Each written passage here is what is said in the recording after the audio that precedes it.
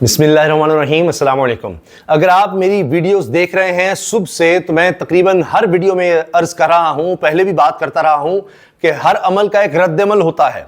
हुकूमत अगर ये समझ रही है कि वो जुल्म जबर फस्तायत बढ़ाती जाएगी, वो सुप्रीम कोर्ट को ताले लगा देगी, वो अदलिया की तौहीन करेगी, बेइज्जत करेगी, जजेस को गुलाम बनाने की कोशिश करेगी और कोई रद्द-अमल नहीं आएगा, तो ऐसा मुमकिन नहीं है। ये कुदरत के निज़ाम की खिलाफ वर्जी है।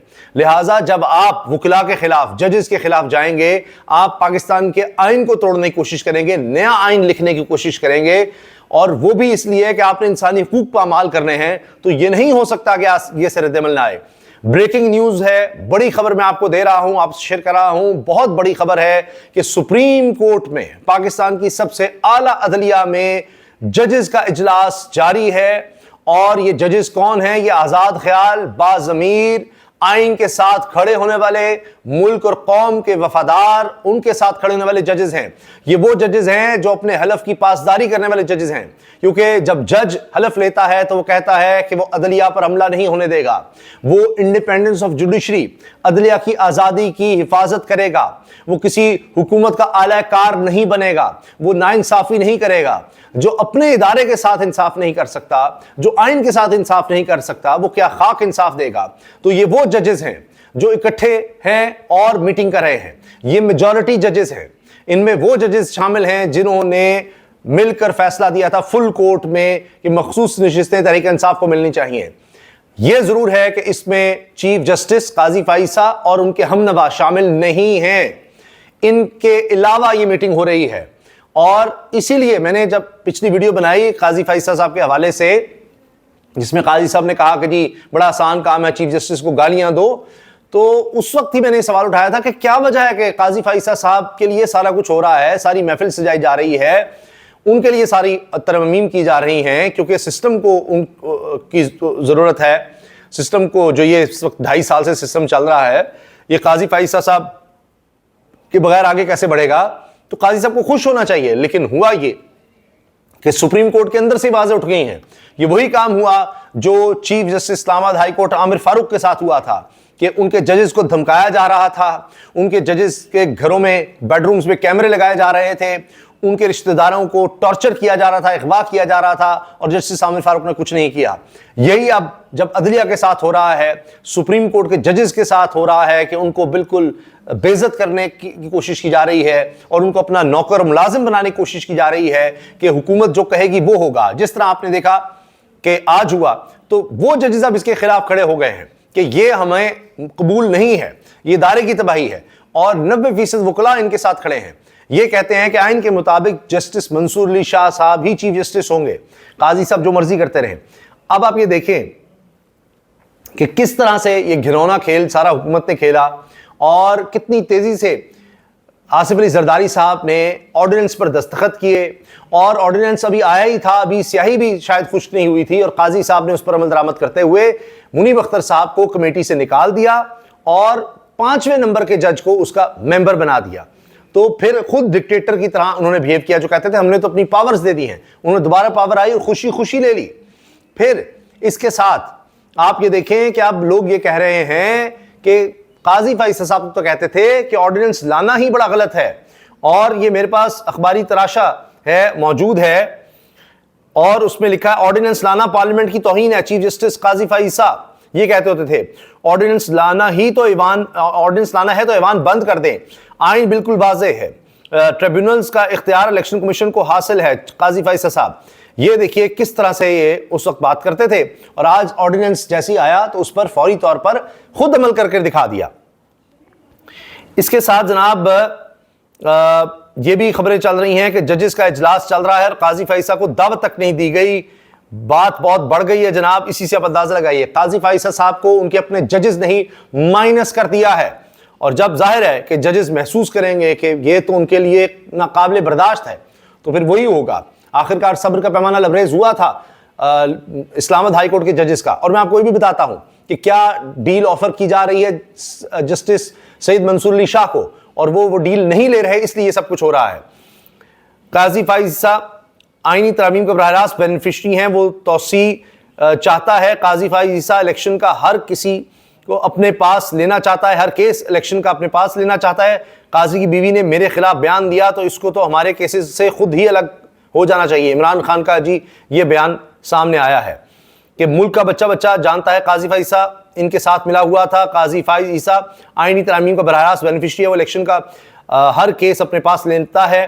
काजी फाइज ईसा की बीवी ने मेरे खिलाफ बातें की, इसे तो हमारे केस से खुद अलग कर लेना चाहिए।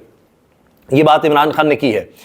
और जनाब इसके साथ आप ये देखिए कि जो डील में आपसे अर्ज कर रहा हूं वो क्या ऑफर हुई। बकौल असदुर हुकूमत दो चीजों पर डील मांग रही है। इस्लामाबाद हाई कोर्ट के जजेस को फिक्स करने दिया जाए, इसमें सुप्रीम कोर्ट फरीक ना बने। जो इस्लामाबाद हाई कोर्ट के 6 जजेस ने खत लिखा, इनको हम फिक्स करेंगे, इनकी तबीयत साफ करेंगे, इनको इनके खानदान के साथ हम वो करेंगे जो आज तक किसी के साथ ना हुआ हो। अभी तो हमने कुछ किया नहीं, तो इसमें सुप्रीम कोर्ट बीच में ना आए, हम इनसे निमट लेंगे। दीगर भी जो जज आइन और कानून के साथ खड़ा होगा, इंसाफ देने की कोशिश करेगा, उससे हम निमट लेंगे, बीच में सुप्रीम कोर्ट ना आए।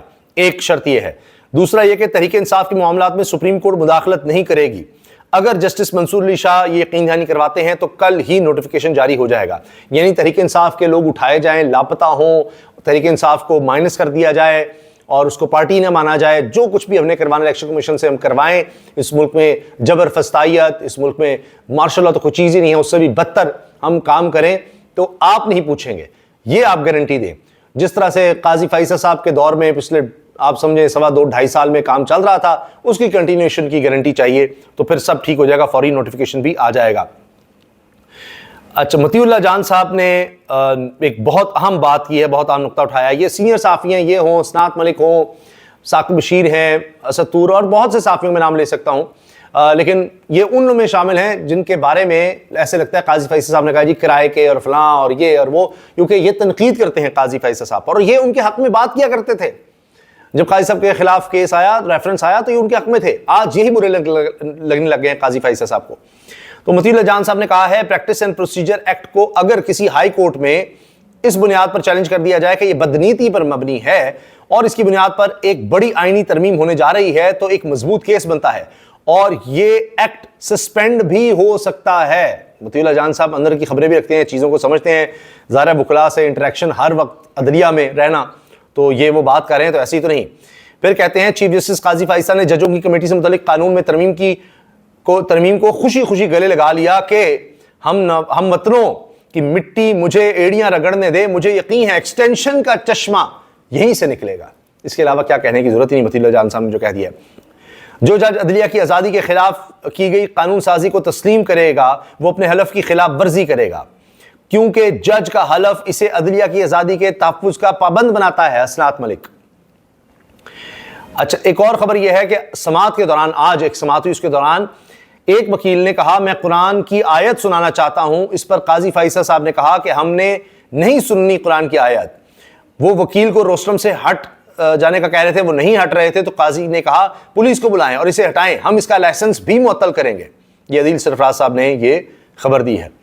अच्छा, विफाकी काबीना ने जिस तरह से सुब practice and procedure act ordinance मंजूर किया, तो जुम्मे की नमाज से कबल ही सदर मुमलिकत आसिफ जरदारी ने ऑर्डिनेंस पर दस्तखत कर दिए। अभी दस्तखत हुए ही थे कि चीफ जस्टिस काजी फाइज ईसा ने केस फिक्सिंग कमेटी से तीसरे नंबर पर मौजूद सीनियर जज जस्टिस मुनीब अख्तर को निकालकर 5वें नंबर पर मौजूद जस्टिस अमीनुद्दीन को कमेटी का मेंबर बना दिया। तो जनाब ये सब हुआ है और उसी का अब रद्द अमल है कि इजलास हो रहा है। जब आप वीडियो देखेंगे हो सकता है इस इजलास की खबर भी सामने आ जाए कुछ ना कुछ, तो कुछ बड़ा होने वाला है। मामला ठीक नहीं है, तसादुम है, टकराव है और ये शदीद होने जा रहा है और इसमें सबसे ज़्यादा जो लूज़ करेगी वो हुकूमत होगी, इसमें शामिल जमातें होंगी। आप देखिएगा क्या होगा। और ऐसे ही नहीं, सना बुच्चा साहिबा भी अब ये कह रही हैं कि काफ लीग से बदतर हाल हो चुका है नून लीग का। आप अगले इलेक्शन से देखिएगा, जितने मर्जी लोग साथ बिठा दें, जितने मर्जी एम्पायर साथ मिला दें, जैसा मर्जी सिस्टम कर लें, ये मुशर्रफ से ज़्यादा, जनरल ज़िया से ज़्यादा तो ताकतवर नहीं है, जनरल यूब से ज़्यादा ताकतवर तो नहीं है। तो आप ये देखिएगा कि उनकी भी जो पार्टियां बनाई गई थी उनका क्या हाल हुआ था, अब इनका हाल उससे बदतर होना है। और काफ लीग को तो आज तक काफ है ना, नून आप देखिएगा उससे भी नीचे जाएगी, क्योंकि लोग एक होता है रिएक्शन में, नफरत में फिर अब सामने आएंगे और दिन ब दिन इनका ग्राफ उसी तरफ जा रहा है। अल्लाह हाफिज़।